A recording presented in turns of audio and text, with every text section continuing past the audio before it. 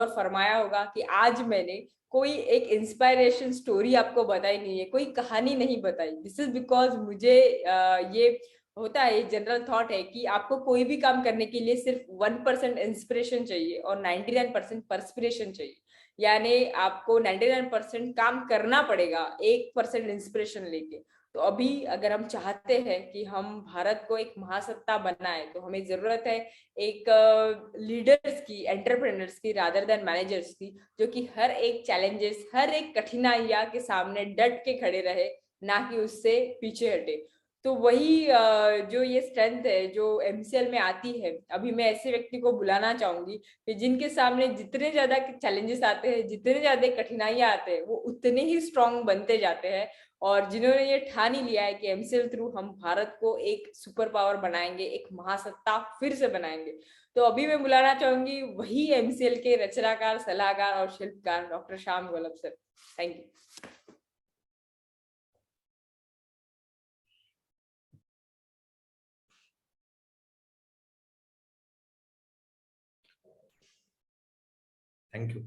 Thank you madam. And दोस्तों नमस्कार, मैं डॉक्टर श्याम गोलब फिर से एक बार आपका इस ट्रेनिंग सेशन में स्वागत करता हूं।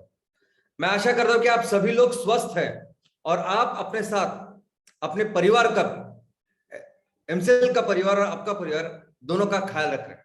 मैं ये भी उम्मीद करता हूं कि आप सभी लोग 1 घंटा बहुत अच्छी एक्सरसाइज कर रहे हो, अपने हार्ट, अपने लंग को मजबूत कर रहे हो और अपनी इम्यूनिटी को बढ़ा रहे हो।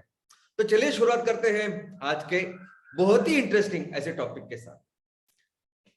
दोस्तों, किसी भी समाज की उन्नति के लिए 2 चीजें बहुत इंपॉर्टेंट होती है।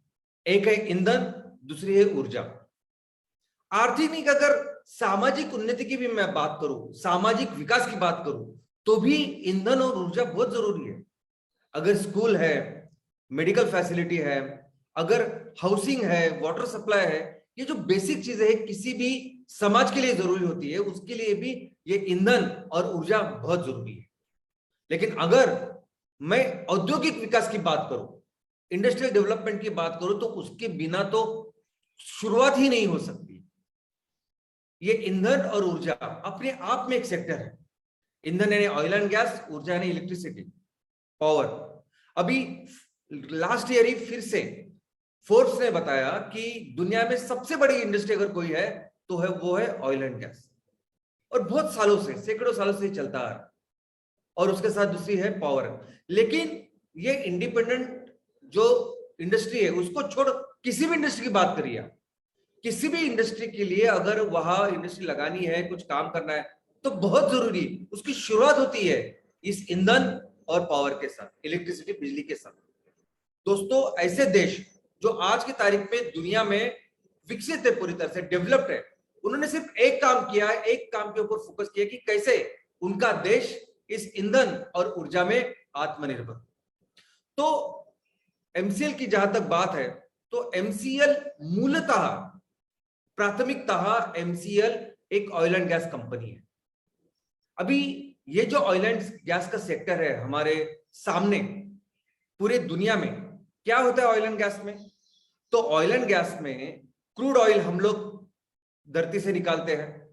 भारत की बात करें तो हम लोग 80% से ज्यादा ये क्रूड ऑयल और नेचुरल गैस बाहर से मंगाते हैं, इंपोर्ट करते हैं। और हमारे यहाँ सिस्टम है रिफाइनरीज की। इस रिफाइनरीज में इस क्रूड ऑयल से, नेचुरल गैस से अलग अलग प्रोडक्ट बनते हैं और ये प्रोडक्ट हम लोग अलग अलग जो उपभोक्ता है, कस्टमर्स है, उनको हम लोग पहुंचाते हैं।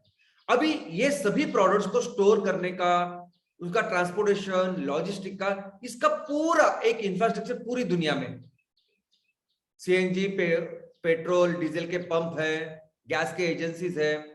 तो ये बड़ा इंफ्रास्ट्रक्चर जो इस पे बिजनेस कर रहे हैं उस कंपनी के पास भी है, और जो उपभोक्ता है, कस्टमर है, उनके पास भी अपना एक इंफ्रास्ट्रक्चर है ये सभी जो ईंधन है उसका उपयोग करने का। अभी एमसीएल एक ऐसी चीज करने वाली है कि एमसीएल इस पूरी व्यवस्था, ये पूरा जो इंफ्रास्ट्रक्चर ऑलरेडी बना हुआ है, इस व्यवस्था में, इस इंफ्रास्ट्रक्चर में हम लोग इस्तेमाल कर सके ऐसे ईंधन का निर्माण करने वाली। तो एमसीएल ये पूरा जो चीजें है, ये जो पूरा इंफ्रास्ट्रक्चर है, व्यवस्था है, इस व्यवस्था में हम यूटिलाइज कर सके, हम लोग उसका इस्तेमाल कर सके, ऐसे ईंधन हम लोग तैयार करने वाले हैं। और इसका नाम है, इसको कहते हैं ड्रॉप इन फ्यूल्स। तो जो ईंधन हम लोग तैयार करेंगे, एमसीएल तैयार करेगा, वो ईंधन हमारे कस्टमर, हमारे ग्राहक, हमारे सप्लायर्स, सभी लोग आराम से अपनी आज की जो एग्जिस्टिंग व्यवस्था है उसमें इस्तेमाल कर सकते हैं।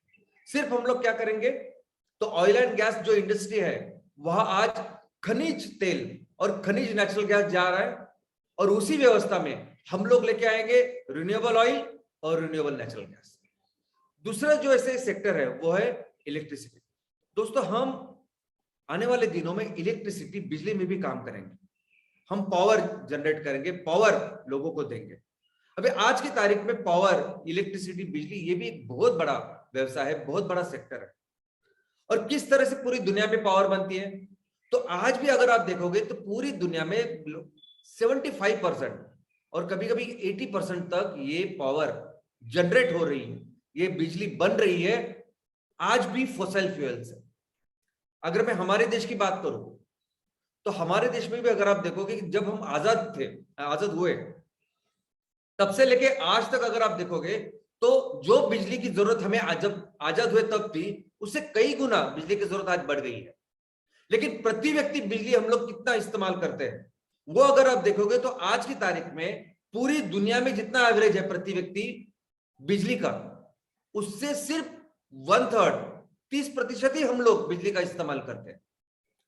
यानी अगर हमें पर्याप्त बिजली चाहिए तो आज जितनी बिजली हम लोग तैयार कर रहे हैं और कंज्यूम कर रहे हैं, उससे 3 गुना बढ़ाना पड़ेगा।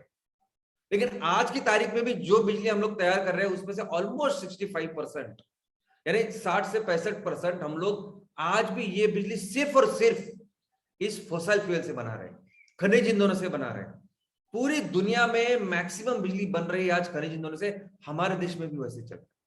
और ये 60-65% में सबसे ज्यादा बिजली कौन तैयार करता है, तो वो है कोयला।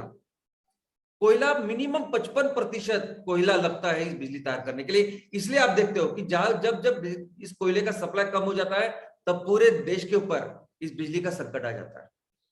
दोस्तों, इस सेक्टर में भी जब एमसीएल काम करेगी, तब इधर भी हम ये पूरा जो इंफ्रास्ट्रक्चर आज बना हुआ है, यानी हमारे यहाँ बहुत सारे औष्णिक ऊर्जा प्रकल्प है जहां कोयले का इस्तेमाल करके हम लोग बिजली का निर्माण करते हैं। ये पूरा इंफ्रास्ट्रक्चर जहां नेचुरल गैस तैयार होता है, नेचुरल गैस से बिजली तैयार कर सकते हैं, वो इंफ्रास्ट्रक्चर, ये सब कुछ हम लोग उपयोग में लाने वाले हैं, ये सब का हम लोग उपयोग करने वाले हैं।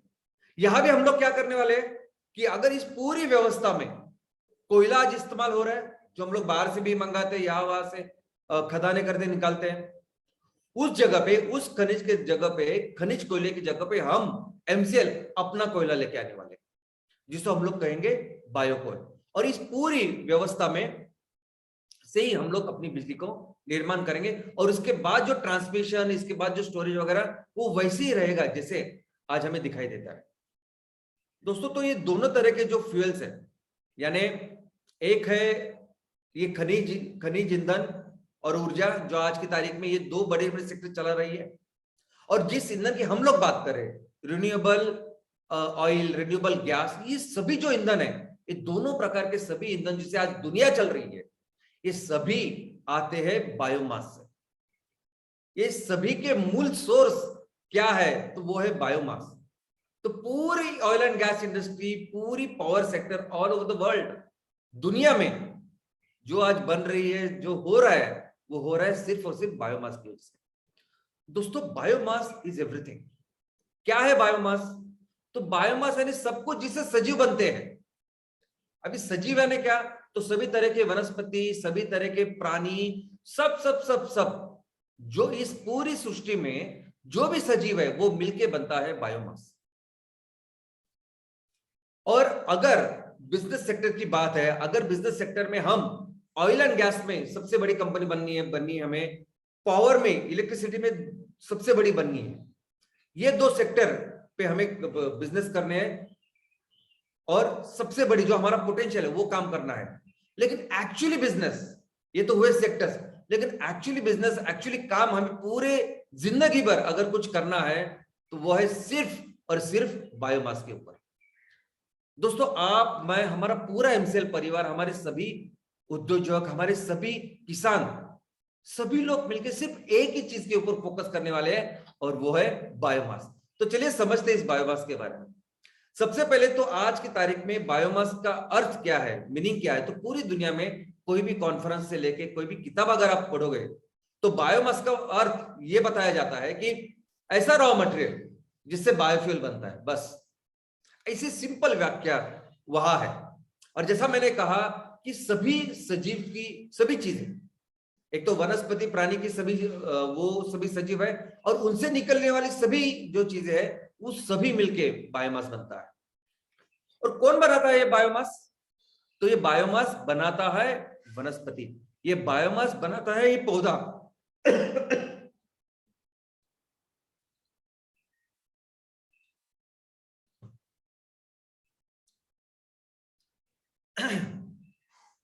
हमारे ये वनस्पति बायोमास बनाते हैं। एक प्रक्रिया होती है जिसका नाम है प्रकाश संश्लेषण, फोटोसिंथेसिस।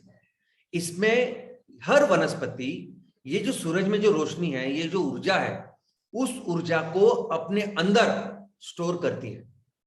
वो जो प्रकाश ऊर्जा है उसको केमिकल ऊर्जा में, अनाज के इसमें स्टोर करती है। और ये जो एनर्जी है, इस एनर्जी को फिर बाकी के सभी सजीव लेते हैं। कैसे? तो इस वनस्पति को खाके उनको वो ऊर्जा मिलती है। मैक्सिमम जो सजीव है वो वनस्पति को खाते हैं और ऊर्जा प्राप्त करते हैं। लेकिन कुछ ऐसे प्राणी हैं कि जो छोटे छोटे खाते हैं और ऊर्जा प्राप्त करते हैं।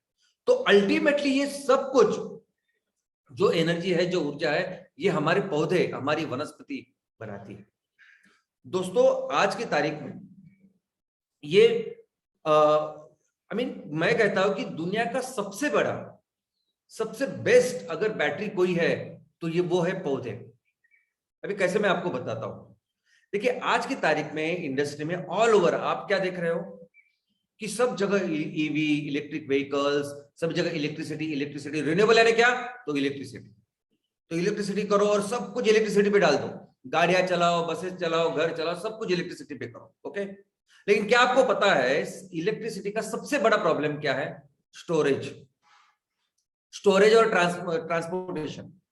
यानी हमारे देश की बात करूं तो हमारे देश में भी आज की तारीख में लगभग 25%, 30% से लेके कहीं कहीं 40% तक हमारी बिजली इस ट्रांसमिशन में चली जाती है। स्टोरेज सबसे बड़ा प्रॉब्लम है। आज बिजली आसानी से लोग तैयार कर रहे हैं, दुनिया तैयार कर रही है। क्या करना है? तो सोलर पैनल लगाते हैं, कोई विंड का लगाता है और बिजली तो तैयार कर रहा है, लेकिन उसके ऊपर ज्यादा इंपॉर्टेंस नहीं है। इंपॉर्टेंस क्या है? तो उसको स्टोर कैसे करने का। तो पूरी दुनिया, जैसे चाइना, रशिया, ये सभी लोग सिर्फ इसके ऊपर काम कर रहे हैं। कैसे?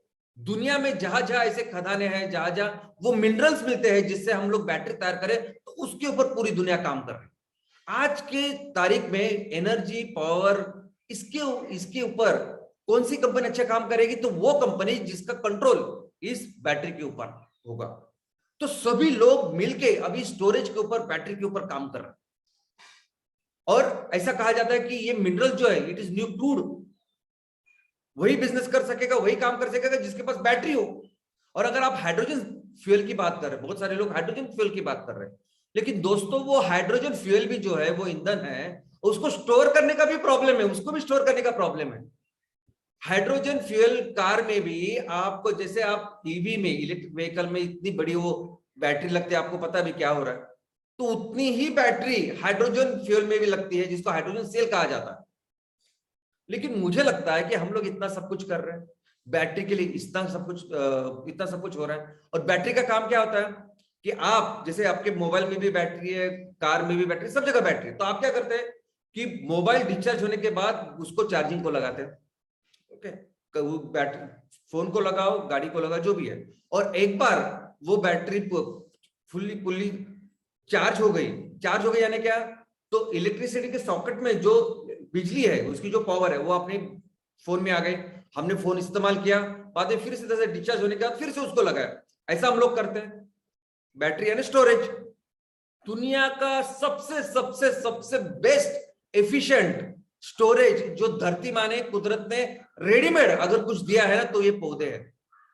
कौन सा ऐसा स्टोरेज रहेगा कि करोड़ों सालों के बाद आज भी आप उसके अंदर जो बिजली है, जो जो एनर्जी है, उसको इस्तेमाल कर रहे हैं। आज पूरी दुनिया जिस ऑयल के ऊपर चल रही है, जिस कोल के ऊपर, जिस कोयले के ऊपर चल रही है, वो क्या है? तो हमारे बायोमास ने इन पौधों में जो एनर्जी करोड़ों साल पहले स्टोर की है, उसको आज इस्तेमाल कर रहे हैं हम लोग।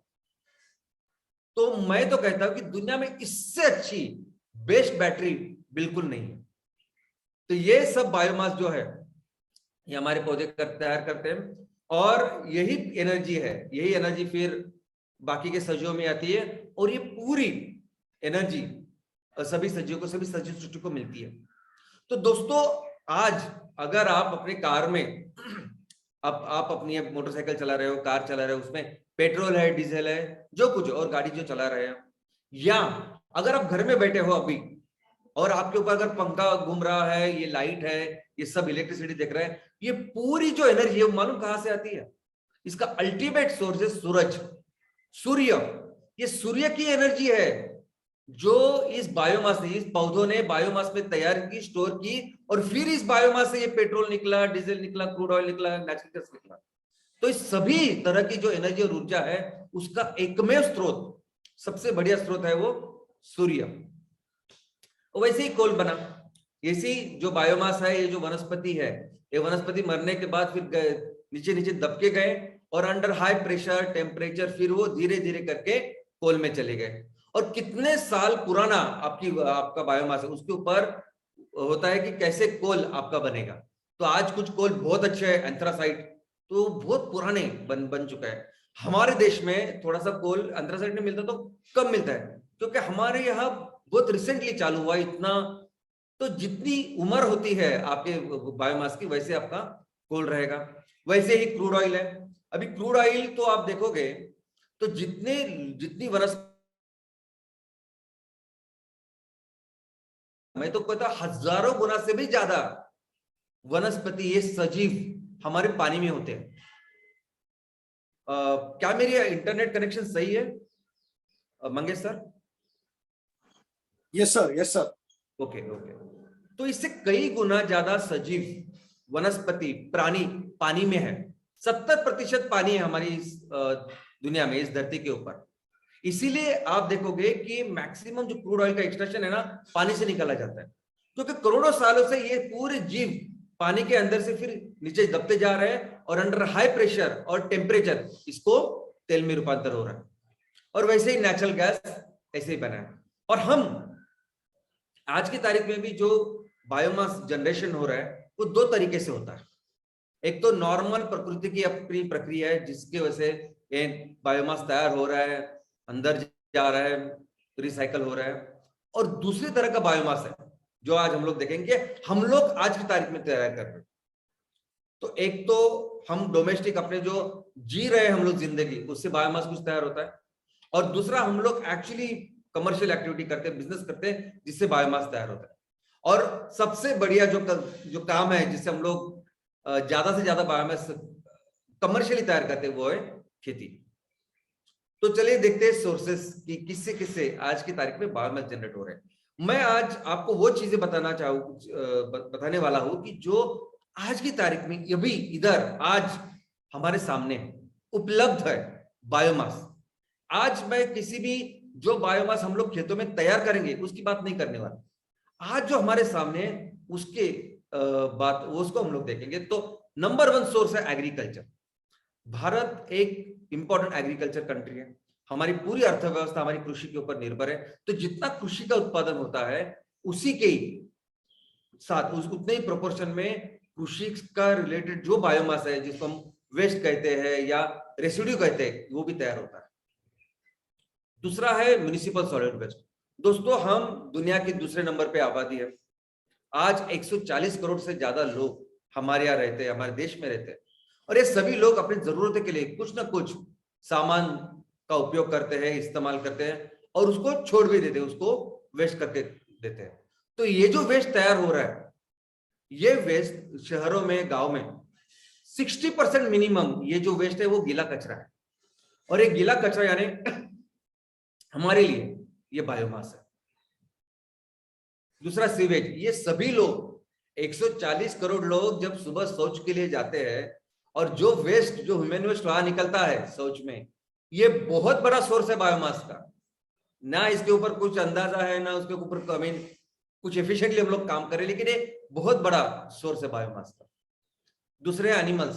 दोस्तों दुनिया में हम मनुष्य की आबादी में क्रमांक 2 में है, लेकिन हम लोग अगर जानवर की बात करें, एनिमल्स की बात करें, तो दुनिया में नंबर 1 है अपना।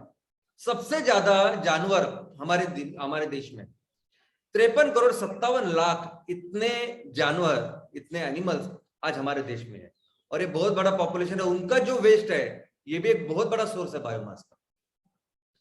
इंडस्ट्रियल, जब इतनी बड़ी अर्थव्यवस्था है जो कृषि पर आधारित है, तो कृषि आधारित प्रकल्प, बिजनेस प्रोजेक्ट भी है हमारे यहाँ बहुत सारे।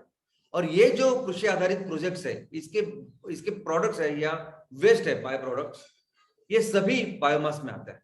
जैसे अभी शुगर की इंडस्ट्री लीजिए, गन्ना आपने डाला तो वो शुगर बनने के बाद उसके साथ फिर मोलासेस, बगासेस, ये सब तैयार होता है। ये भी आज की तारीख में एक बड़ा आउटपुट है बायोमास का। और हमारे देश में लगभग 25% यानी 24.56, ये 2019 की फिगर है। तो 25% जो प्रदेश है वो जंगल यानी फॉरेस्ट के अंदर है। और ये फॉरेस्ट जहां हम लोग जानते हैं सभी कि बड़े बड़े वेजिटेशन होते हैं, तो उसमें अपने आप एक बायोमास जनरेट होता है जो हमको मिलता है। और इस बायोमास से क्या करेंगे फिर हम लोग, क्या यूज है आज इस बायोमास का? तो मैं कहता हूं कि मुझे लगता है कि आपको अच्छी तरह से समझ में आया होगा कि क्या यूज है बायोमास। दोस्तों यही तो बायोमास है ना जो पूरी दुनिया को ये ईंधन और ऊर्जा प्रदान कर रहा है। पूरी दुनिया की जो ईंधन और ऊर्जा की जो इंडस्ट्री वो इसी बायोमास से चल रही है। ठीक है, करोड़ों साल लगे ये सब बनने के लिए, तैयार होने के लिए, लेकिन आज भी ये वो काम कर सकता है। दोस्तों आज भी अगर आपको लगता है कि सिर्फ करोड़ों साल ही लगते हैं जिससे फिर इस बायोमास से ईंधन और ऊर्जा तैयार हो सकती है, तो ऐसा बिल्कुल नहीं है। आज भी हम लोग कुछ घंटे में इस बायोमास से ऐसे ईंधन, ऐसी ऊर्जा तैयार कर सकते हैं कि जो 100% इस ऑयल एंड गैस को, 100% इस इलेक्ट्रिसिटी ऊर्जा को 100% रिप्लेस कर सकती है। तो चलो देखते हैं कोयला। कोयला नंबर 1 शत्रु है आज। अभी शेलार साहब ने कहा कि ग्लोबल वार्मिंग कितनी बड़ी है, और मुझे शायद आपको बताने की जरूरत है। आज कोई भी आप अखबार लीजिए, कोई भी छोटा से छोटा अखबार से लेके आप नेशनल जो अखबार है वो लीजिए, इंग्लिश लीजिए, मराठी लीजिए, रीजनल लैंग्वेज कोई भी लीजिए, हर अखबार में हर दिन आपको न्यूज दिखाई देगी सिर्फ और सिर्फ ग्लोबल वार्मिंग। क्या हो रहा है, कैसे हो रहा है, मुझे अभी वो बताने की जरूरत नहीं, आप सभी जानते हैं अच्छी तरह से। नंबर 1 इसका जो कल्प्रिट है, जो शत्रु है, वो है कोयला। पूरी दुनिया में अभी पहल चल रही है कि कैसे इस कोयले को हम लोग पूरी तरह से निकाल दिया, और ऑप्शन ही नहीं नजर आ रहा है। उल्टा हम ज्यादा से ज्यादा कोयले का आज की तारीख में इस्तेमाल करिए, और ये काम कर सकता है हमारा बायोकोल। दोस्तों हम अपने इस बायोमास से ऐसे कोयले का निर्माण कर सकते, कुछ घंटे में कर सकते, कुछ घंटे में। इस तरह पानी जिसको बहुत सारे साल लगे, वो टेक्नोलॉजी से हम लोग कुछ घंटे में कर सकते हैं, और उतनी कैलोरीफिक वैल्यू होगी। हमारे आज के जो औष्णिक ऊर्जा केंद्र प्रकल्प है उसपे हम लोग ये बायोकोल डालेंगे ना, तो बस वही काम करेगा, वैसे ही काम चलेगा और बिजली का निर्माण होगा, लेकिन इससे ग्लोबल वार्मिंग नहीं होगी। दूसरा, गैस। नेचुरल गैस पूरी दुनिया में सबसे अहम बन चुका है। शायद आप नहीं जानते, लेकिन क्रूड ऑयल से आगे जा रहा है नेचुरल गैस। दोस्तों हमारे देश में भी अगर आप देखोगे तो मैक्सिमम शहरों में आज आप दिखाई देगा कि सीएनजी के पंप आ रहे हैं मैक्सिमम शहरों में। मेट्रोस में तो ऑलरेडी इसके पंप के साथ घर की जो रसोई का जो गैस है उसको रिप्लेस किया जा रहा है मीथेन के साथ। वो पाइप नेचुरल गैस बोलते हैं उसको। तो इस पाइप नेचुरल गैस में और इस सीएनजी में क्या है, मीथेन है।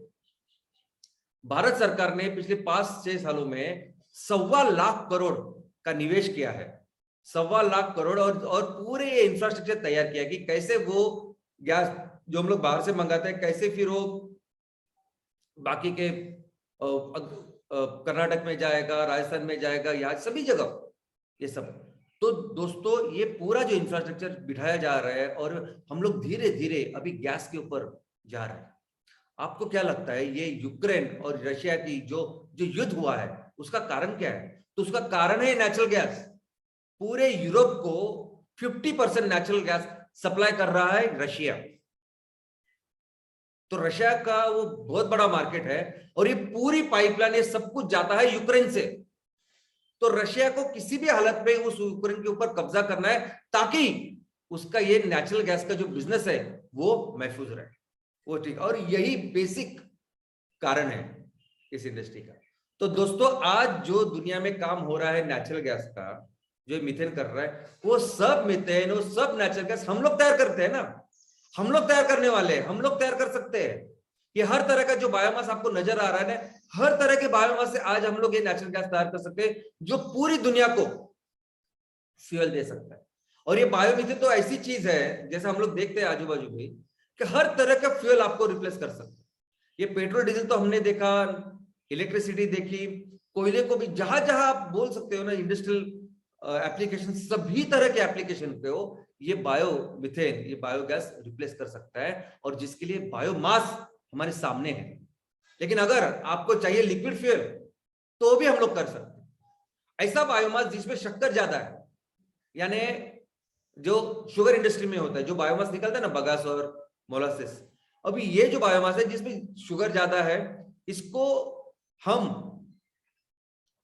अल्कोहल में, बायो इथेनॉल में कन्वर्ट कर सकते हैं, और वो बायो इथेनॉल 100% पेट्रोल का रिप्लेस कर सकता है। आज आप सभी को पता होगा कि मैक्सिमम अभी शुगर इंडस्ट्रीज वो अभी बायो इथेनॉल का निर्माण कर रहे हैं, मैन्युफैक्चरिंग कर रहे हैं। और उस बायोमास में अगर तेल ज्यादा है, जैसे अलगे का बायोमास, अलगे के बायोमास में तेल ज्यादा है, तो अगर आपके बायोमास में तेल ज्यादा है तो उससे वेजिटेबल ऑयल से हम लोग बायोडीजल बना सकते हैं। तो अगर आपको लिक्विड फ्यूल चाहिए तो ये भी बायोमास कर सकता है। तो दोस्तों बायोमास पूरी के पूरी ये जो ऑयल एंड गैस इंडस्ट्री, उसको 100% आज की तारीख में सपोर्ट कर सकता है, और ऑफ कोर्स ग्लोबल वार्मिंग भी बंद कर सकता है। और पावर इंडस्ट्री की हमारी जून 2020 की फिगर है, जहां हम देख रहे हैं कि कोयला आज भी 55% है। तो वहां हमने देखा कि कैसे हमारा ये बायोमास है, और बायोमास से जो बनती ब्रिकेट्स है, ये बायोकोल है, कैसे हम लोग 100% इस कोयले को रिप्लेस कर सकते हैं। नेचुरल गैस की बात तो मैंने आपको बताई, बाकी अदर जो रिन्यूएबल है वो भी इसको हम लोग धीरे धीरे, यानी अगर हमारी एक्चुअली अगर आप देखोगे तो हमारी इंस्टॉल कैपेसिटी इतनी है ये औष्णिक ऊर्जा केंद्र की, कि उसको अगर ये 100% पे नहीं चलती, 100% पे अगर इसको चलाएंगे तो बाकी की चीजें कम हो जाएगी, और इसको लगने वाला पूरा जो कोल है, कोयला, वो हमारे किसान, हमारे खेडूत, हमारे लोग, हम लोग तैयार करेंगे और दे सकते हैं। और लेकिन सबसे अच्छी बात जो बाकी के इससे नहीं है, जो ये फॉसिल में नहीं है, खनिज ईंधनों में नहीं है, वो सबसे अच्छी बात मैं आपको बताता हूं। वो क्या है कि हमने अभी तक कैसे बात की, ऊर्जा की बात, कि कैसे सूरज से ऊर्जा आएगी। हमारी बैटरी कौन सी, तो हमारी बैटरी है बायोमास, ये सभी सूरज की ऊर्जा स्टोर करेगी, और उसको हम लोग कैसे इस्तेमाल करेंगे, कैसे कोयला बनाएंगे, कैसे सब कुछ, वो सब देखा हमने। लेकिन व्हाट अबाउट न्यूट्रिएंट? अभी ये जो वनस्पति है, देखो कितना अच्छा सिस्टम कुदरत ने बनाया है। ये ऊर्जा तो आपको प्रदान कर रही है अक्षय ऊर्जा, सूरज की ऊर्जा हमेशा चलने वाली है, लेकिन उसके साथ न्यूट्रिएंट है, मूल द्रव्य है, जो हमें लगते हैं, हर सजीव को लगते हैं, वो देते हैं। यानी ये बायोमास का ऊर्जा हमने देखा।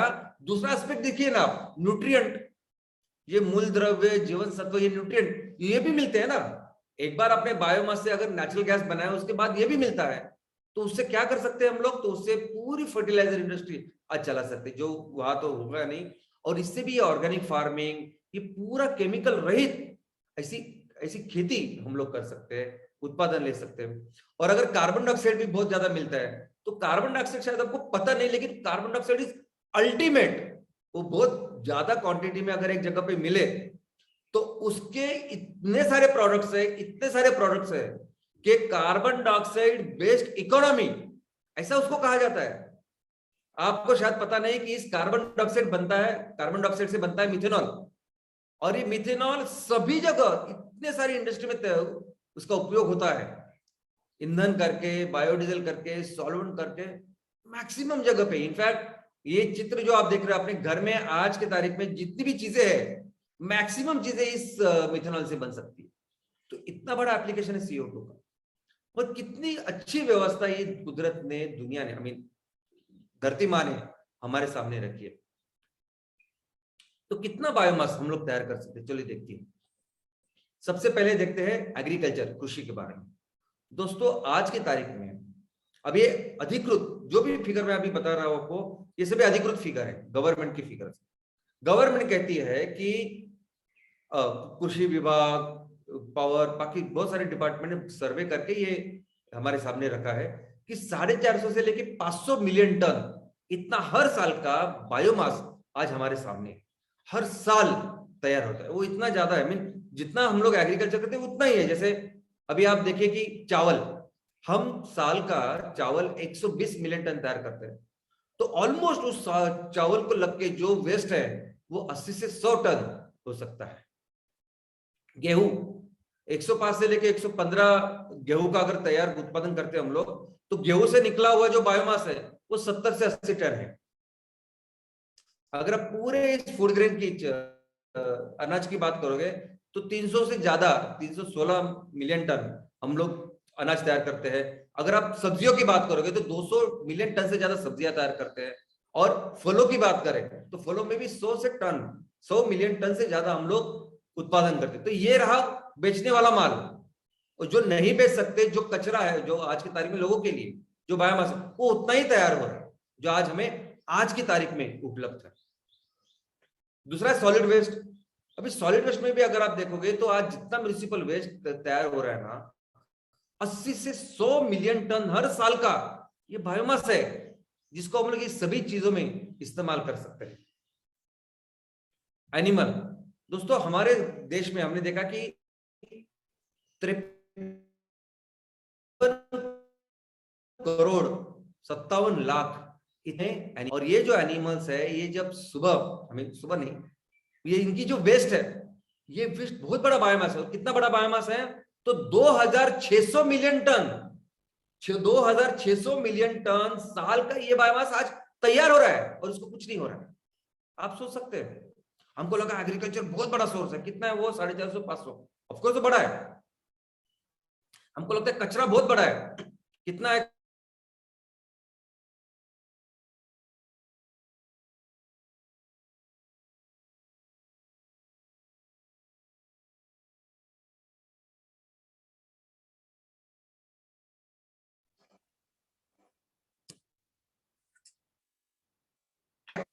दूसरा ह्यूमन सीवेज, तो आप सोच नहीं सकते का इशू है। No sir.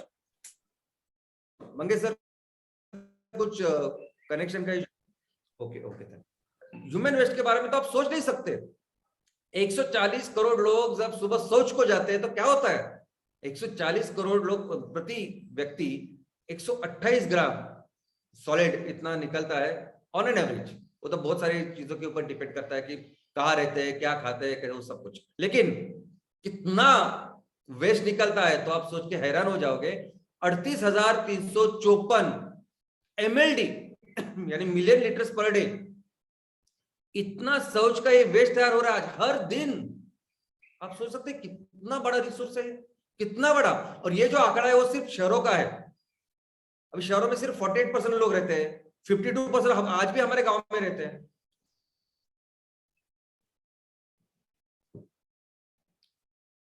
और उसपे सॉलिड वेस्ट 0.1%, यानी 1% पकड़ने जब 0.1% पकड़ते, 0.1% बस। तो हर दिन आज की तारीख में हम लोग 38.3 मिलियन टन पर डे इतना वेस्ट तैयार कर रहे हैं। साल का कितना होता है पता है आपको? 13,788 मिलियन टन। 13,788 मिलियन टन इतना बायोमास आज सिर्फ टॉयलेट से जनरेट हो रहा है। और नीचे एक ब्रैकेट में फिगर है, वो आपको क्या है वो फिगर जो मैंने सामने रखी है? तो मैं आपको एक बहुत ही इंटरेस्टिंग बात बताना चाहता हूं दोस्तों। अगर 5,500 तहसील में हम लोग 100 टन पर डे आउटपुट का अगर प्रोजेक्ट करना है, हमें 100 टन CNG पर डे, तो हर दिन हम लोग पकड़ते कि मैक्सिमम 2,000 टन बायोमास लगेगा। 2,000 टन एक तहसील में हर दिन लगेगा, तो साल का कितना लगा? 7,20,000 टन। एक तहसील में 7,20,000 टन साल का बायोमास लगेगा, और जिससे हम लोग हर दिन 100 टन माल तैयार करके बेचेंगे। अभी 5,500 जगह में कितना लगेगा साल का? तो वो फिगर है 3,960 मिलियन टन। तो 3,960 जिसपे हम लोग काम करने वाले हैं, किसानों के साथ सब कुछ करें, वो सब सही है। वो एक जगह मैं जरा रखता हूँ आजू बाजू, आप सामने देखिए कि 13,728 यानी उससे कई गुना ज्यादा, 3 गुने से ज्यादा आज हमारे सामने ये बायोमास है। और बाकी की सोर्स के तो मैं आंकड़े आपको बताता नहीं कि कितना फॉरेस्ट से निकलता है, और बाकी कई सारे ऐसी इंडस्ट्रीज और कुछ है जिससे ये सब निकल रहा है। तो आज जो सामने हमारे बायोमास है उसका पोटेंशियल शायद हमें समझ नहीं रहा। आई मीन उसका इतना ह्यूज पोटेंशियल है, इतना कि मैं आपको एक एग्जांपल बताता हूं कि पहली बात तो आप याद रखिए कि बायोमास ये जलाने वाली चीज ही नहीं, बेचने वाली चीज है, 2 पैसे कमाने वाली चीज है। ये पहले हमको समझना पड़ेगा। ये बहुत बड़ा रिसोर्स है। ये लोग कहाँ जाते हैं समुद्र के एकदम किनारे वो तेल वगैरह करने के लिए, इससे हम लोग सब कुछ बना सकते हैं। ये पहले समझने की जरूरत है हमें। ये बायोमास से क्या होता है, तो एक सिंपल हमने एनिमल्स का उदाहरण देखते हैं, एग्जांपल देखते हैं कि सभी जो एनिमल्स है उनका अगर हम लोग वेस्ट कलेक्ट कर पाए तो 2600 मिलियन टन इतना साल का मिलेगा। और अगर वो मिलेगा तो हम लोग बायोगैस 2,63,702 मिलियन क्यूबिक मीटर, यानी ऐसा समझिए कि 263 मिलियन टन पर एनम साल का इतना तय करके। और ये पूरा प्रोजेक्ट, ये रिपोर्ट हमारे भारत सरकार की है, इन्होंने बनाया है। इनका जो नाम मैंने लिखा है आपको आपके सामने, IK Gujral Punjab technical university, एक वाइस चांसलर वेल्लोर यूनिवर्सिटी, और बाकी के सभी जो बहुत सीनियर और साइंटिस्ट लोग हैं, उन्होंने 2017 में करके भारत को दिया है कि देखिए हम सिर्फ लोगों का जो है आई मीन एनिमल्स का जो काउडंग है उससे हम लोग 263 मिलियन टन साल का बायोगैस, बायोमीथेन नहीं, बायोगैस में क्रूड बायोगैस की बात कर रहा हूँ। और ये 198 यानी क्या है मैं आपको बताता हूँ, 198 मिलियन टन यानी मैं प्रोडक्ट की बात कर रहा हूँ, सिर्फ बायोगैस की नहीं। तो हर दिन अगर 100 टन हर तहसील में निकला तो 5,500 तहसील में साल का बनता है 198 मिलियन टन। तो टोटल बायोमास पोटेंशियल, ये सिर्फ तो एग्जांपल था, टोटल बायोमास पोटेंशियल है आज हमारे देश में 17,200 मिलियन टन का है। 17,200। दोस्तों क्या होता है, देखो 17,200 की अगर ग्रॉस बात करें तो, और क्रूड बायोगैस जनरेशन की बात करें तो क्रूड बायोगैस जनरेशन ऐसा समझते कम से कम 8% से लेकर 10% ही होता है। अभी मैं ये पूरे ये जो बायोमास है, कितना सॉलिड कंटेंट है, सब इसके बात कर रहा हूं। तो 8% भी अगर बायोगैस निकलता है तो 1400 मिलियन टन आज बायोगैस निकल सकता है, 1400 से लेके 1720 मिलियन टन।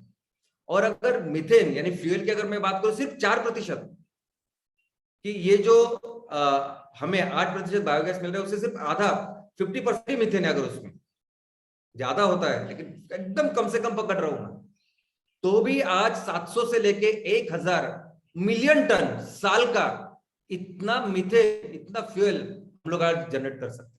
और आपको पता है कि हम लोग कितना इंपोर्ट करते हैं? ये ऑयल एंड गैस में अगर आप देखोगे तो पिछले साल 212 मिलियन टन हम लोगों ने बाहर से क्रूड ऑयल मंगाया, और फिर चलो पकड़ते हैं कि 225 वगैरह तक हो जाएगा इस साल जो कुछ है।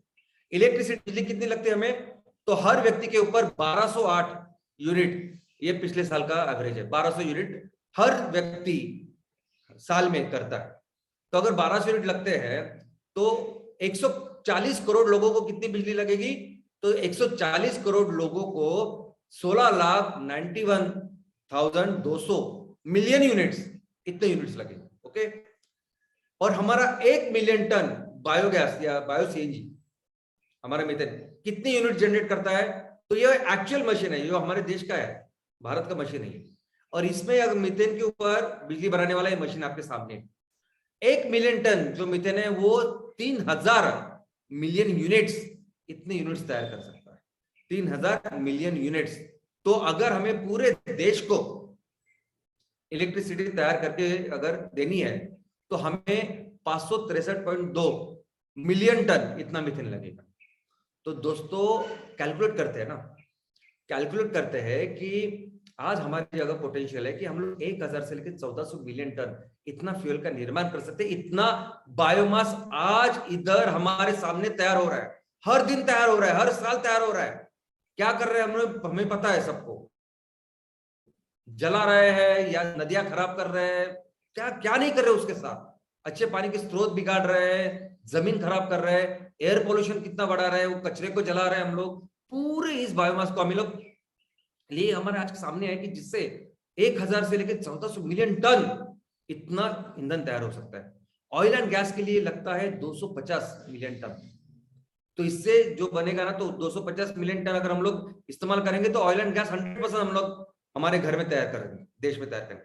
इलेक्ट्रिसिटी बिजली की बात करूं तो भाई 600 मिलियन टन मैक्सिमम इतना लगेगा। 563 हमने देखा तो 84 मिलियन टन।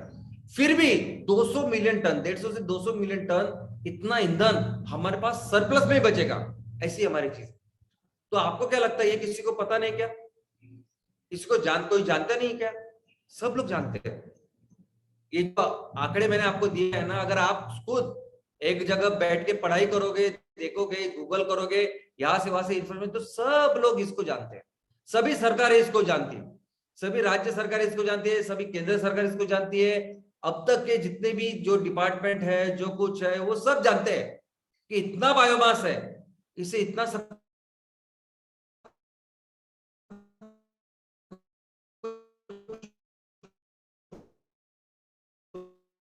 सकता है। ये एग्जीक्यूशन कैसे करे? कैसे ऐसे ऐसे काऊ डंग या एनिमल के वेस्ट यहाँ वहां पड़े हैं उसको कलेक्ट करे? कैसे जो बायोमास यहाँ वहां सब कुछ फैला है उसको कलेक्ट करे? क्या करे? क्योंकि लो कॉस्ट और वॉल्यूम बहुत ज्यादा होता है। कैसे ट्रांसपोर्टेशन करें? नहीं कर सकते हम लोग। यानी बहुत कुछ ऐसी चीजें हैं कि जिसकी वजह से ये सबको पता है, ये फिगर सबको पता है कि ऐसा सब हो सकता है, लेकिन एग्जीक्यूशन नहीं होता, हो नहीं रहा। हमारे देश में हर राज्य के यहाँ कितना है बायोमास, इसके अधिकृत प्रॉपर फिगर्स, ये बायोमास मार्केट कितना बड़ा है, कितना पोटेंशियल है, क्या कर सकते हैं, इसका सब कुछ बड़े बड़े कॉन्फ्रेंस में इसको डिस्कशन होता है। लेकिन हमारे यहाँ जो पावर डिपार्टमेंट है, ऊर्जा, उसके अंदर एक MNRE है, minister of new and renewable energy, और एक एजेंसी है जिसका नाम है IREDA, Indian renewable energy development agency. वो तो कहती है कि हमारे पास इतना बायोमास है कि सिर्फ बायोमास के ऊपर कितनी बिजली बना सकते हैं हम लोग, तो 19,000 से लेकर 50,000 मिलियन टन। और इसमें वो सिर्फ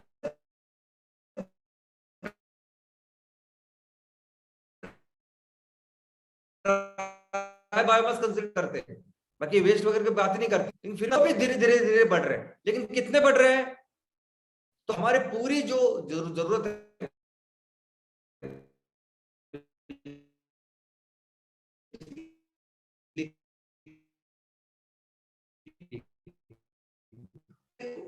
सिर्फ चले कितना एक्चुअली आज की स्थिति। तो दोस्तों, इस पे कुछ बेसिक प्रॉब्लम है, आपको बताता हूँ।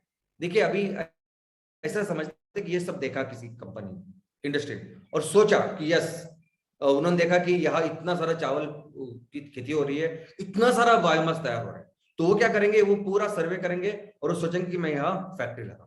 चावल के ऊपर जो बायोमास आज किसान जला रहा है, बाकी सब कुछ से हम लोग एक बायोमास उसके ऊपर चलने वाला एक बिजली का यूनिट लगाओ। तो वो करते, वो DPR वगैरह तैयार करते, अपनी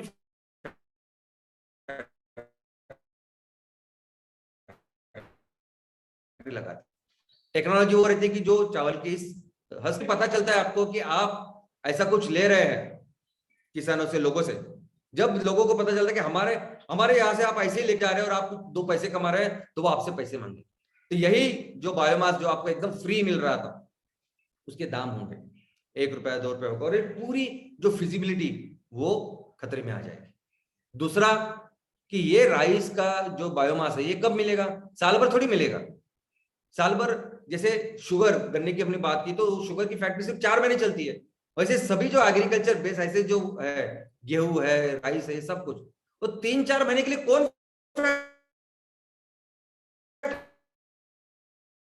लगाएगा?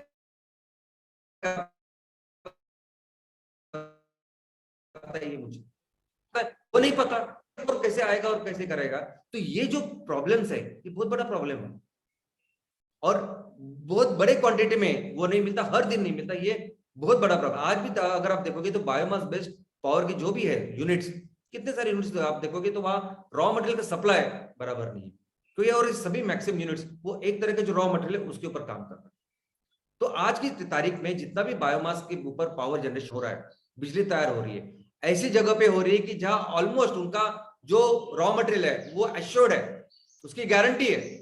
जैसे शुगर फैक्ट्री, उनको पता है कि हमारे शुगर के लिए वो सब बायोमास आने ही वाला है और चलो फिर उससे बिजली भी बनाते हैं। मैक्सिमम जगह पे बिजली आज की तारीख में बायोमास से ऐसी बन रही है। मैक्सिमम जगह पे ये शुगर फैक्ट्री अपना अपना यूनिट लगा रही है। वेस्ट है, जहां कचरे का प्रॉब्लम है वहां कुछ ही लोगों ने कचरे के ऊपर एनर्जी का प्लांट लगाया है। और इस तरह से लोग अपना काम कर कि अगर मेरे पास है ना खुद का रॉ मटेरियल तो मैं लगाऊंगा। इस तरह से आज ये काम हो रहा है। तो सोल्यूशन क्या है? तो दोस्तों सोल्यूशन ये है, सबसे पहले मैं बताऊं कि सोल्यूशन है कि ये पूरा जो बायोमास का बिजनेस है ये तो करना पड़ेगा सबसे पहले तो सोर्स के जगह पे। हम लोग एक जगह से बायोमास लेके कहीं दूसरी जगह जाए और काम करें, ऐसा पॉसिबल नहीं, मुमकिन ही नहीं। तो सॉल्यूशन के बेस पे और वो फिजिबिलिटी भी नहीं आती, क्योंकि आप इतना सारा पानी उसमें होता है, कोई भी यानी एनिमल का वेस्ट हो, ह्यूमन वेस्ट से लेके कई सारे ऐसी चीजें कि जो सोर्स पे हमें करनी पड़ेगी। और दूसरा क्या होता है कि अगर सोर्स पे नहीं किया ना तो ये बाय द टाइम जब हमको मिलता है तो वो बहुत मिक्स हो जाता है। यानी अगर आप कचरे की बात करोगे तो गीला कचरा जब तक वो आता है हमारे पास तब तो इतना पूरा मिट्टी बिट्टी यहाँ वहां से, या टॉयलेट की बात करें या काउडंग की बात करें, ये पूरी चीजें जो है ना वो इस तरह से इस मिट्टी के साथ बाकी चीजों के साथ मिलती है कि वो हम लोग कोई भी ऐसी टेक्नोलॉजी एम्प्लॉय नहीं कर सकते कि जिससे ये सब कुछ होगा दोस्तों। और इस पूरी चीज में हमें ना जो लोग हैं उनको अपना पार्टनर करना पड़ेगा। जो इसको तैयार करता है बायोमास को ना, वो अपने साथ होना ही चाहिए, उसके बिना ये नहीं कर सकते हम लोग। कोई भी वेस्ट, एग्रीकल्चर का वेस्ट है तो किसान हमारे साथ चाहिए। अगर एनिमल्स का वेस्ट है तो जो वो एनिमल को चराते हैं, जो कुछ काम करते हैं, वो अपने साथ चाहिए। लोगों का घर का वेस्ट है तो लोग और उन्होंने वो सेग्रेगेट करके हमें देना चाहिए, तब जाके ये आगे बढ़ेगा। और सबसे इंपॉर्टेंट चीज यानी इकोनॉमिक इंपॉर्टेंस, सबसे बड़ा लोग क्यों देंगे, लोग क्यों पार्टिसिपेट करेंगे? जब उनको दिखाई देगा कि 2 पैसे इससे मिलते हैं। अभी मैं हमेशा वो एग्जांपल वो हमारे इस रद्दी का, हर दिन अखबार आता है हमारे घर में, हर दिन अखबार आता है, लेकिन उसको बराबर संभाल के रखते हैं, 2-2 महीने तक संभाल के रखते हैं। 2 महीने के बाद कितने पैसे मिलते हैं? तो बहुत कम पैसे मिलते हैं, 100-150 रुपए। तो फिर भी संभाल के रखते हैं क्योंकि उसको कुछ इकोनॉमिक वैल्यू है, उसका मूल्य है, मूल्यवान है वो चीज। और ऐसा नहीं कि सिर्फ गरीब करते हैं काम, सिर्फ झोपड़ी में या चाल में रहने वाले काम करते हैं, अमीर नहीं करते, ऐसा नहीं। अमीर लोग सभी लोग उसको बराबर संभाल के रखते हैं और वो देते हैं। तो दोस्तों अगर किसी चीज को अगर आपने इकोनॉमिक मूल्य दिया, और कितना भी दो, आपके इसमें कुछ भी दो, 10 पैसे 20 पैसे, जैसे वृद्धि का जैसे मैंने एग्जांपल दिया, तो कितना ज्यादा पैसा मिलता है इससे कुछ नहीं, पैसा मिलता है ना तो फिर ये सब आगे चलेगा।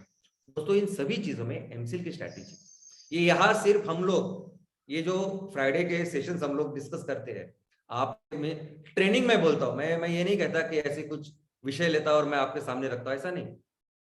ये जो सेशन होते हैं ना फ्राइडे के सेशन, ये मैं आपके साथ डिस्कस करता हूँ बिजनेस आइडियाज, और आने वाले दिनों में एमसीएल क्या करेगी, ये सब तो ये सिर्फ कथा करने के लिए, समझ देने के लिए, एडवाइस करने के लिए नहीं बात कर रहा हूं। एक्चुअली सॉल्यूशन लेके मैं आज आपके सामने बैठा हूं। कुछ स्ट्रैटेजी है हमारी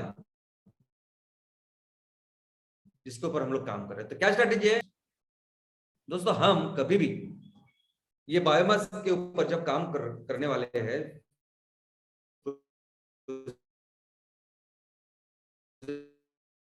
लगाने वाले, कभी भी एक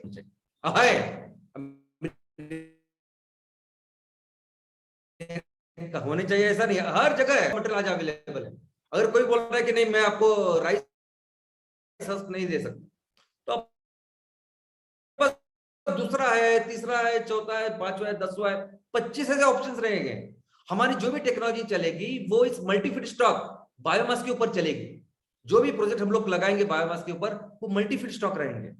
मैं जब राजस्थान पहली बार गया था कोटा, एक वहां एक डिपार्टमेंट है राजस्थान का खुद का, renewable oil and gas, renewable energy department. तो उन्होंने एक पूरा डीपीआर, उनकी पूरी जो बुक प्रकाशित की थी, उसमें मैंने देखा कि राजस्थान में उन दिनों 296 ऐसे कुछ तहसील थे। 296 तहसील में अगर हमको प्रोजेक्ट लगाना है 100 टीपीडी आउटपुट का, 100 टीपीडी आउटपुट का अगर राजस्थान के 296 तहसील में प्रोजेक्ट लगाना है तो उसके लिए जितना रॉ मटेरियल चाहिए यानी 2000 टन लगेगा पर हर डे हर तहसील में, उतना बायोमास ऑलरेडी राजस्थान में है। आपको क्या लगेगा कि राजस्थान तो ऐसा है कि आप पानी कम है, खेती कम है, ऐसा लगेगा। राजस्थान की स्थिति है कि राजस्थान में आज हर तहसील में हम लोग प्रोजेक्ट लगा सकते हैं। ये पूरे उस गवर्नमेंट ने उन्होंने जो प्रकाशित किया है उसमें लिखा है, वो पढ़ा मैंने। तो सोचिए बाकी के स्टेट का क्या, हर स्टेट में ये परिस्थिति।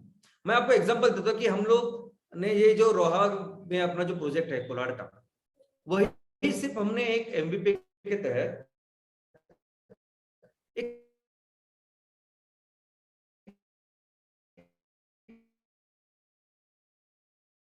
13 गांव में सिर्फ बायोमास का सर्वे किया था 2019 में। सिर्फ मैं प्लांट की वनस्पति की बात कर रहा हूं तो देखिए आप कितने सारे प्लांट्स हमने देखे कि कितने सारे अलग अलग प्लांट, वहां सिर्फ 13 गांव की बात कर रहा हूं मैं, 13 गांव की, या आपके हर गांव में है ये सब चीजें, ये वहां 13 गांव में ये सब दिखा। और इतना ही नहीं है, ये अब एक 26 अलग अलग तरह के वनस्पति हमने खोजी। और वो लोग वहां के लोग क्या नाम से उसको बुलाते हैं, टेक्निकल नाम क्या है, वो कैसी तरह की जमीन रखती है, और क्या है आपको साल भर आपको बायोमास देगा, क्या सिर्फ सीजनल देगा 3-4 महीने के लिए, ये भी हमने देखा। कितना बायोमास जनरेट करता है पर हेक्टर, और उसको बायोमास लेने के लिए क्या कर सकते हैं, ये पूरी जानकारी हमने देखी। तो जो भी चीज मैं आज आपको बताता हूँ ये पूरा किया है हम लोगों ने, ये हर जगह कर सकते हैं। आपके सामने भी हर तहसील में देखोगे ना तो कम से कम 2500 आपके सामने ऑप्शन है, पर यह है यहां से हम लोग बायोमास का पावर तैयार कर सकते हैं। तो हमने 223 ऐसे अलग अलग प्लांट स्पीसीज तैयार किए जो बैरन, अनकल्टिवेबल ऐसे लैंड के ऊपर थे, समुद्र और इसके पानी में थे, सब कुछ देखा हमने।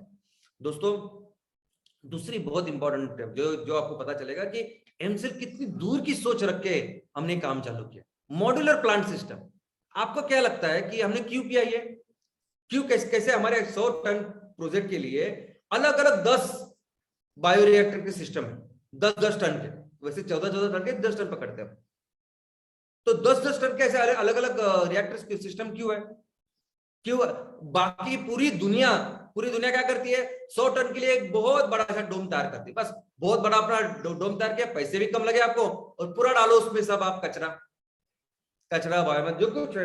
क्यों एमसीएल ऐसा करती है? एमसीएल इसलिए करती है कि अगर आपके यहाँ वहां एमवीपी में, आपके ग्राम पंचायत में अगर एक तरह का रॉ मटेरियल है तो उसके ऊपर काम करके एक ऐसा रिएक्टर होगा, एक ऐसा सिस्टम होगा जो सिर्फ उसके ऊपर काम करे।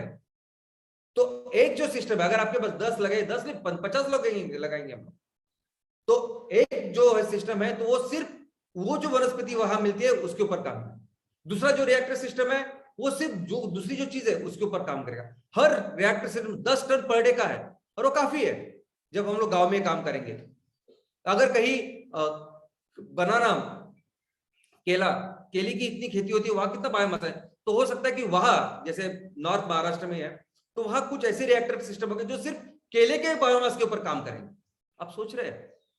तो इतनी ये जो मॉड्यूलर सिस्टम है ये बहुत बड़ी बिजनेस स्ट्रेटेजी है जो आने वाले दिनों में हम लोग करेंगे। और ऑफ कोर्स बायोमास फार्मिंग, ये हमने अभी आज डिस्कस नहीं करने वाले, लेकिन ये आपको पता है कि हम लोग किस तरह से, और मैं नेपियर ग्रास फार्मिंग नहीं बोल रहा हूँ यार, बायोमास है वहां जो बायोमास बनेगा, ऑफ कोर्स मैक्सिमम जगह पे नेपियर ग्रास करेंगे या हाथी गावत करेंगे, लेकिन हो सकता है पहाड़ी इलाके में हम लोग दूसरा कुछ करें, बाम्बू का कुछ करें या अलगे का कुछ करें। तो जो भी बायोमास अपने गांव में निकलेगा उसको हम लोग उगाएंगे किसानों के साथ और उसको यूटिलाइज करेंगे। लेकिन हमारा अप्रोच क्या होगा, हमारी स्ट्रेटेजी क्या होगी कि हम दोनों चीज साइमल्टेनियसली करेंगे, हम मिक्स अप्रोच रखेंगे। हम आपके तहसील, हमारे तहसील के, हमारे गांव के जो आज बायोमास जो रेडीमेड अवेलेबल है उसके ऊपर भी काम करेंगे, और हम अपने किसानों से खेती भी करवाएंगे। और ये कैसा है कि हमें इतना सारा करके क्या करेंगे? तो दोस्तों ये कुछ ये प्याज नहीं है, ये आलू नहीं है कि बहुत होने के बाद फिर उसका रेट एकदम 50 रुपए से 5 रुपए हो जाएगा। ये ईंधन, ऑयल एंड गैस बेच रहे हैं हम लोग। हो सकता है पूरी दुनिया में नंबर 1 ऑयल एंड गैस का निर्माण करने वाला और पूरी दुनिया को सप्लाई करने वाला फिर से अपना भारत बने, और ये पॉसिबल है। और इसमें बहुत जरूरी है लोगों के बिना कुछ नहीं कर सकते। लोग देखो, और बहुत सारे लोग हैं जो हमारा साथ देंगे। और मैंने आपको बताया हर चीज के ऊपर जब आप इसको इकोनॉमी रखेंगे, ये सभी लोग, अभी लोग बोलते हैं ना कि इतनी 140 करोड़ की आबादी है, ये सब प्रॉब्लम है। प्रॉब्लम नहीं है मेरे लिए, हमारे लिए ये बहुत बड़ी अपॉर्चुनिटी है। इन लोगों के साथ ये सब कुछ कर सकते हैं, और यही मकसद है हमारे एमपीओ का, यही मकसद है हमारे एमसीएल प्रोड्यूसर ऑर्गेनाइजेशन का। दोस्तों देखो, हमारे समाज में ना आजू बाजू में ये सब चीजें जानने वाले बहुत सारे लोग आपके गांव में हैं, आजू बाजू है, पढ़े लिखे हैं, उनको ये सब चीजें पता है, उनको बायोमास पता है, उनके प्रॉब्लम पता है, उसका क्या हो सकता है ये सब पता है। अच्छे अच्छे लोग हैं जो कंट्रीब्यूट करना चाहते हैं, अच्छे अच्छे लोग हैं, गवर्नमेंट में भी हो सकते हैं, गवर्नमेंट में है, मंत्रिमंडल या हमारे सभी जगह अच्छे अच्छे लोग हैं जो चाहते हैं कि इसके बारे में कुछ करे, जो चाहते हैं कि इसके लिए आगे आए, लेकिन क्या करे वो नहीं मालूम, क्या करे, किस तरह करे ये नहीं पता। लेकिन एक बार आपने सिर्फ वो प्लेटफॉर्म तैयार करके दिया तो ये सभी लोग इकट्ठा आने वाले, ये सभी लोग आएंगे और सभी मिलके हम लोग इस चीज को आगे बढ़ा सकते हैं, ये सभी चीज मिलके एग्जीक्यूट कर सकते हैं। और इसका सबसे बेस्ट अगर कुछ तरीका है तो वो है सैटरडे सेशन। सबसे बेस्ट यानी मैं बोलता हूं, देखो आज हम सभी लोग, जैसे मैडम ने कहा कि हम सभी उद्योजक हैं, लीडर। मैं तो समझता हूं कि हमारा एक ही काम है इस समाज में, मेरा भी, मुझसे लेकर सभी लोगों को, कि हमें सिर्फ योग्य दिशा दर्शन मार्गदर्शन करना है लोगों को हमें। और ये करने का जो तरीका है वो है सैटरडे सेशन। आपको अगर सिंगल काम करना है ना पूरी जिंदगी में, तो वो करना है सैटरडे सेशन। ये जो बाकी की चीजें है ना, यानी कौन सा रॉ मटेरियल है, बायोमास, उससे कितना मीथेन बनेगा, उससे सीएनजी कैसा बनेगा, ये सब एक्सपर्ट्स करेंगे। वो ऑर्गेनिक खेती में हम लोग काम करें, कैसे 100% ऑर्गेनिक होगी, कैसे उसके प्रोडक्ट होंगे। अरे कल आप ऑर्गेनिक का ग्लूको बिस्किट है ना, जैसे पार्ले ग्लूको बिस्किट, वो ऑर्गेनिक ग्लूको बिस्किट से लेके organic vada pav, organic burger, organic sandwich, सब कुछ आप बेचने वाले हो, वो आप नहीं करेंगे। वो किस तरह से बिस्किट बनेगा, किस तरह से वो वड़ा पाव बनेगा या बर्गर बनेगा, ये आपका काम ही नहीं। वो एक्सपर्ट है ना वो मार्केट में, जो पढ़ाई कर रहे हैं वो सब इंजीनियर है, सब कुछ है। आपका काम क्या सोचिए, एमईपी में जो प्लास्टिक रबर को जो रिप्लेस करना है वो कैसे करेंगे, क्या करेंगे, सब एक्सपर्ट्स करेंगे। आपका काम सिर्फ, आप पहले सोचिए समझिए आपका काम क्या है। आपका काम है सैटरडे सेशन। आपका काम है कि हर हफ्ते अपने गांव में ये चीजें बताना, ये चीजें डिस्कस करना, ये चीज उनके सामने रखना और सब चीजों को मिलके उनका नेतृत्व करना, यही काम है आपका। और दोस्तों अगर आपने ये काम किया, देखो आप सब लोग बहुत ही इंस्पायरिंग काम कर रहे हैं, लेकिन हमें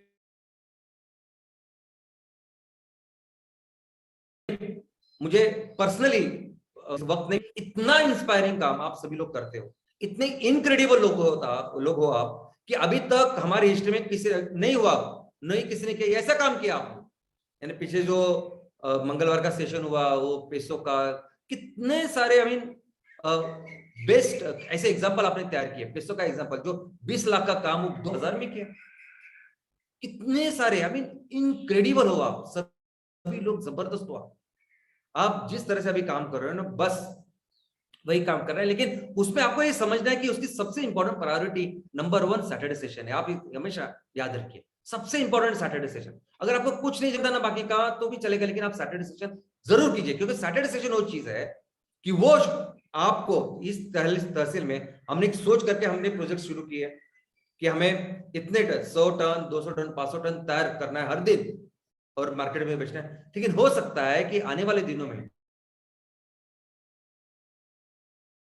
पूरे चीज बायोमास और सब इकट्ठा करके बहुत ज्यादा, इतनी हमारी सोच है, जो हमारा लक्ष्य है उससे कई ज्यादा हम लोग फ्यूल, हम इस ईंधन की ऊर्जा को तैयार कर सकते हैं और पूरी दुनिया में बेच सकते हैं। धन्यवाद, थैंक यू। सारा समंदर मेरे पास है, एक बूंद पानी मेरी प्यास है। जी हाँ, श्याम सर ने आज बताया कि भारत में इतना बायोमास है कि हम लोग उससे इतना बायोमास बना सकते हैं कि हम लोग अपनी नहीं, अपने देश की नहीं, कि पूरे विश्व की ईंधन की क्षमता को पूरा करके भी उसके ऊपर भी ईंधन बना सकते हैं। जी हाँ, what a thought, what a facts. Thank you very much Shyam Golab sir and good morning MCL India परिवार। आप देख रहे हैं हर फ्राइडे श्याम सर हमें आके क्या बता रहे हैं, एक लेजेंड जो विजन बता रहे हैं, भविष्य बता रहे हैं। जी हाँ, गए 20-22 सालों से श्याम गोलब सर के मार्गदर्शन में एमसीएल हमें आने वाले कल का सुनहरा सपना दिखा रहे हैं और उस सपने में ये पूरा एमसीएल इंडिया शामिल है। आज हमारे आस पड़ोस में, हमारे घर के किचन से लेकर हमारे गांव के शिवार तक, हमारे तालुके, जिले और हर गांव में, सब पूरे देश में इतना बायोमास है कि हम ईंधन में वर्ल्ड की नंबर 1 कंपनी आराम से बन सकते हैं और इसमें शामिल है आप सारे लोग। तो thank you very much for understanding this concept और अंडरस्टैंड हमारा रोल। जी हाँ, इस बात को आज प्राचार्यों ने समझाया कि हम लोग श्याम सर के काम से 1% इंस्पायर होने के बाद 99% हमको उसको एग्जीक्यूट करना पड़ेगा और ये आप सब लोग बहुत जोर शोर से अपने गांव में, अपने तहसील में, अपने जिले में कर रहे हो। यही एमसीएल है और यही एमसीएल का फ्यूचर है। So thank you very much doctor Shyam Golab sir, thank you very much Prachi madam, and thank you very much all the stakeholders of MCL, MBP owners, channel partners, MBAs, MP owners, BDAs, senior BDAs, prime BDAs, senior prime BDAs, and all the farmers who are members of our 712 MPOs. Thanks a lot. Yes. हर बार की तरह मैं आज भी कहना चाहूंगा कि आपको इस देश की मिट्टी का वास्ता है और MCL ही सुजलाम सुफलाम भारत का रास्ता है। जय हिंद, जय MCL।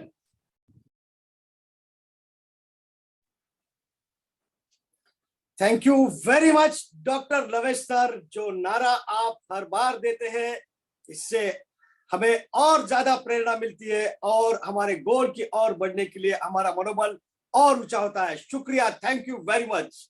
एंड शुक्रिया अदा करना चाहूंगा मैं उस इंसान का जो बार बार हर बार ये बात कहते हैं, execution execution execution.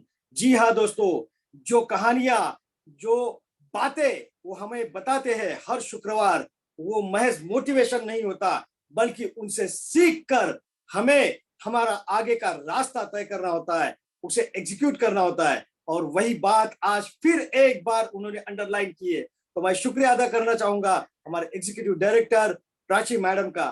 Thank you very much. दोस्तों, आपको फिर एक बार ये याद दिला दूं कि आपको चैट बॉक्स में एक लिंक शेयर की गई है, इसके ऊपर जाकर आपका फीडबैक हमारे साथ शेयर करिए।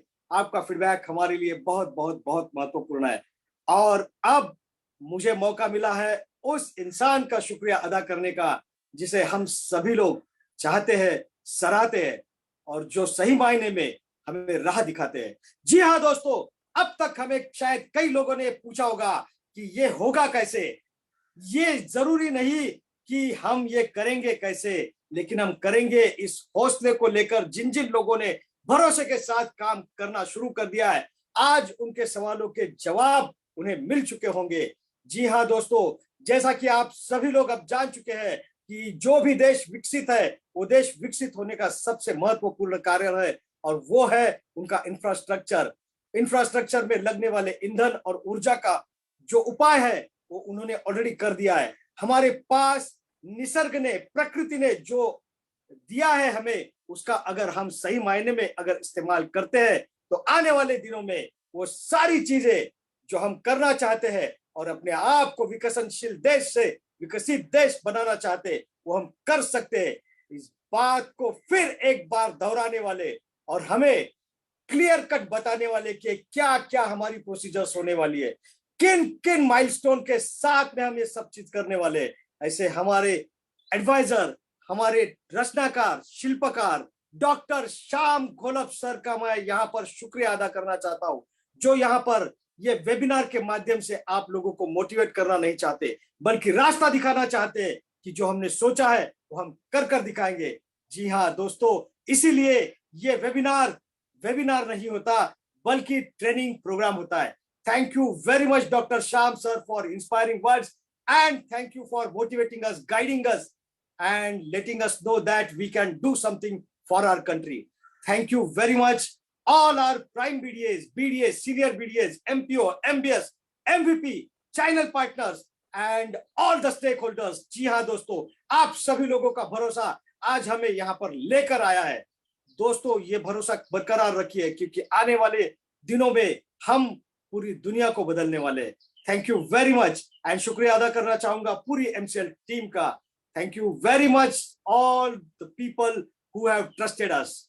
दोस्तों, फिर एक बार मैं यहाँ पर आपको याद दिला दूं कि हमारी सेहत बहुत बहुत बहुत जरूरी है, क्योंकि क्रांति अगर लानी है तो हम सेहत के साथ कोई खिलवाड़ नहीं कर सकते। इसीलिए आपको आपका, अपने परिवार का और पूरे MCL परिवार के सेहत का ख्याल रखना है।